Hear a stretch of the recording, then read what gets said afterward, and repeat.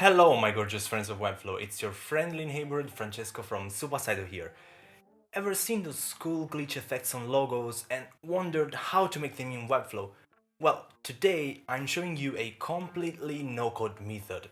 So, if you're looking forward to it as I am, stick around, and if you're interested in learning more about Webflow or no-code tools, check out our courses on Supersite Academy. Link is in the description down below. And if you find my video helpful and want to support my work, hit the like button and subscribe to my channel. But now, if you're ready, let's dive in.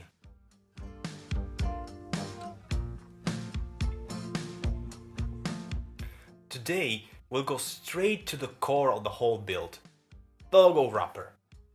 Why? Because everything before that is actually only useful to present the content this way and has nothing to do with the glitch effect itself. By the way, I think that the effect we're building together is perfect for the logo in the brand link of your navbar. But, back to the logo wrapper, the only thing we have to mention is that its position is set to relative. Because we're gonna have a couple of absolutely positioned images inside. The combo class doesn't have any specific meaning, it's just used to position the two logo wrapper elements differently by keeping the same base class. So, let's quickly move to the next element, the logo image. The first thing we notice is that we have three different logo image elements with three different combo classes. The base class is not that interesting. We simply set its height to 100% and the cursor property to pointer, but that was just to accommodate this specific layout. Things get interesting and relevant only when we move to the combo classes. The first one is the CC Layer 0 combo class. Its position has been set to relative, because we want to make sure it sits on top of the other two logo images that, on the other hand, are absolutely positioned.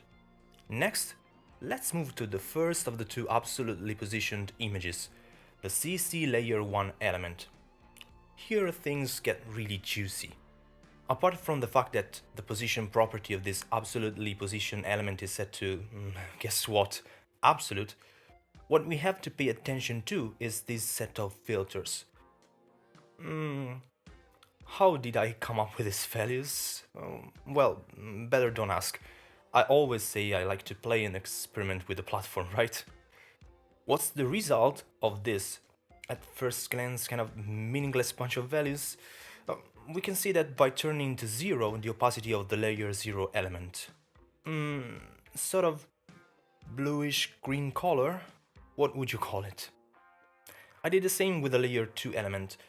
Of course, I used different values, and the result was a, let's turn to 0 the opacity of the first two layers, a sort of red color. I did exactly the same for the second logo.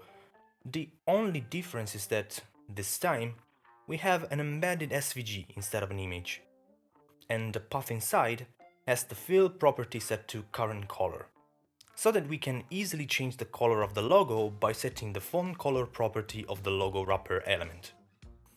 And that's it for the setup. Apart from those weird filter property values, really nothing special. So let's go straight to the animation. We're going to apply the animation to the logo wrapper element, which is basically our brand link inside the navbar. What's the idea behind the animation we're going to build?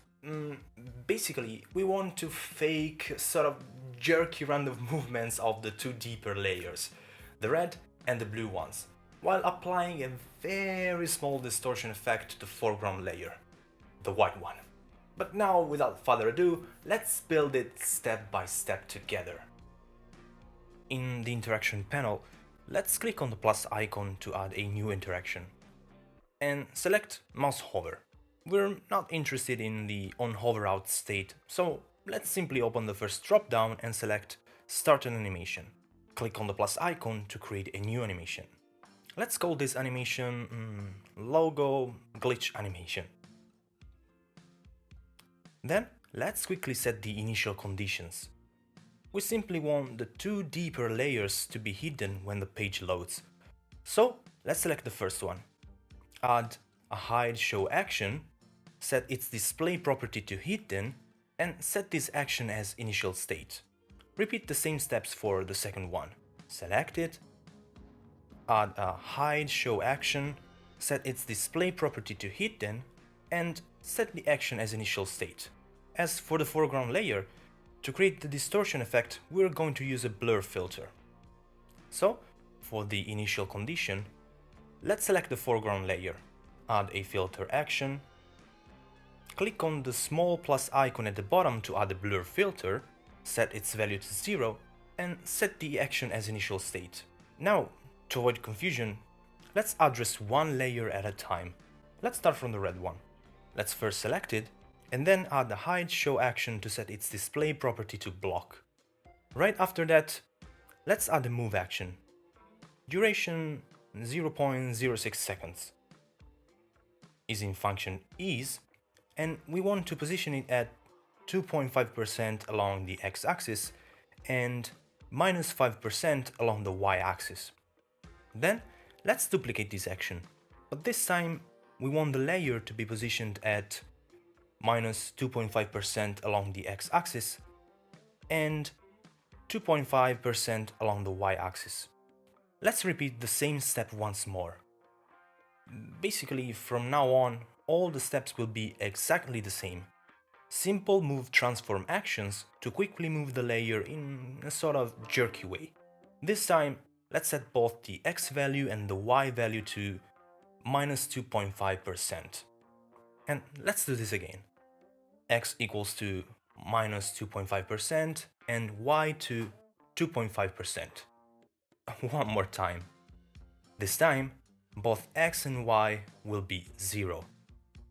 Now, we can simply select all the move actions we've created so far and duplicate them. Since we are going to recreate the exact same steps once more. After duplicating the actions, make sure to drag and drop them right after the last move action. Then, to correctly position them within the timeline, under the timing settings, simply make sure to select after previous action from the dropdown. Finally, let's simply add one more hide show action to set the display property of the layer back to none. Let's hit save and let's preview the animation we've built so far. It already makes a bit of sense, doesn't it? Now, by using the exact same keyframes, we have to do something similar with the second deeper layer, the blue one. So let's first select it and add a hide show action to set its display property to block. Then let's add 5 move actions, select them all, set their duration to 0.06 seconds and the easing function to ease, and then drag and drop them onto the first 5 move keyframes defined earlier. For the first action, let's set the x to minus 5% and the y to 7.5%. Then let's use the values minus 2.5% and minus 2.5%. Then 2.5% and 5%. Next 2.5% and 2.5%. And finally 0% and 0%. Next, let's duplicate each of them separately and drag and drop the copy onto the right spot.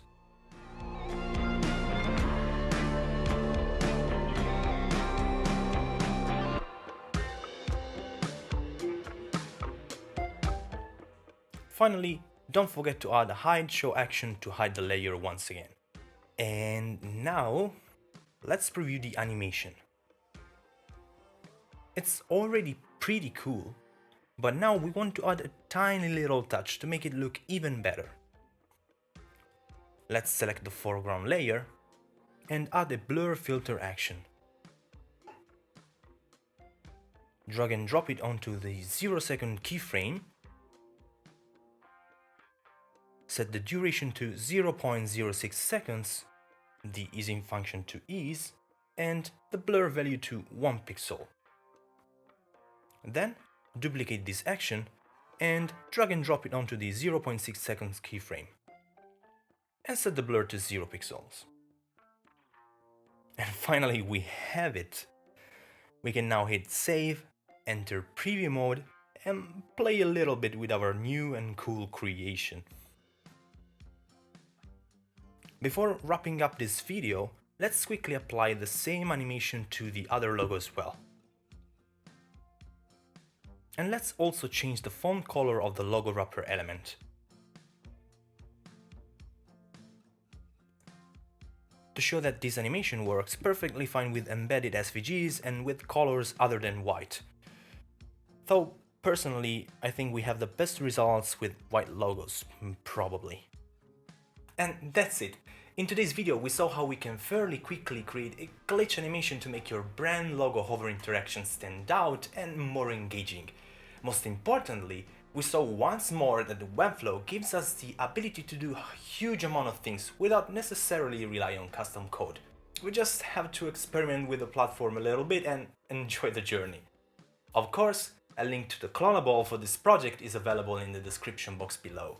If you found this video helpful, don't forget to like, subscribe and hit that notification bell for more Webflow tips and tricks. Thanks for watching and I'll see you in the next one. Matane!